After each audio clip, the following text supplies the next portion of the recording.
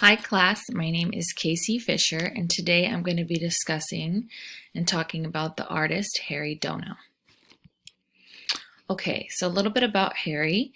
Heri was born in 1960 in Indonesia. In the 60s, a lot of bad things were going on in Indonesia. Particularly, there was a genocide where it killed millions of Indonesians. Dono's artwork reflects the trying times of Indonesia, both back in the 60s and even in the early 2000s. Dono is known as one of the greatest Indonesian contemporary artists. Dono has installations worldwide, so he's very well traveled, and his influence on modernism is very apparent in all of his works. So let's discuss modernism. Modernism went from the period of 1860s to 1970s, pretty wide period of time. Modernism was all about throwing out the old way of thinking and bringing in the new and experimental. Artists used dreams and symbolisms to depict experiences. Styles that resulted from modernism include Impressionism, Symbolism, Cubanism, Expressionism, and Futurism. A quote from Heri Dono: "Art is not just about exploring the beauty or aesthetic, but to give awareness to the audience. Artists have a moral responsibility to add to the conversation to make people aware of injustices." So the piece that we're looking at here is called Super Trumpland.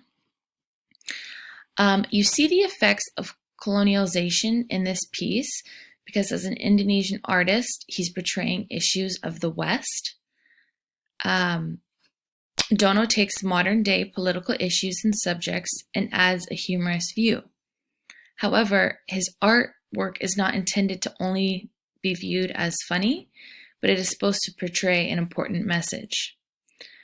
Some say Dono's work even resembles those of Pablo Picasso, with the unrealistic body parts and exaggerated features.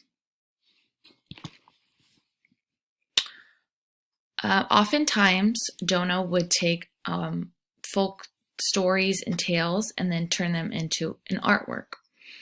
This one in particular is Joko Tarub bathed in the lake, attacked by terrorists, protected by 7 Bidadari. This was inspired by an old folk tale called Jaka Tarub and the 7 Asparas. Unlike the original story, Dono's version portrays the issue of terrorism. This piece was created as a result of the socio-political issues Indonesia was facing in the early 2000s. In conclusion, Heri Dono is a prime example of an Asian contemporary artist. Heri Dono was born in the time of modernism, and modernism played a huge role on this artist and his style. Dono used a dreamlike style to portray the issues going on in the world around him. Dono did not want to only create works that looked appealing to his viewers, but wanted to make pieces that taught people about the present issues and situations. I would say Dono was very successful in doing so. This last slide is the references that I used. If you want to check out more of Dono's art, they're all here, and it's super interesting to see.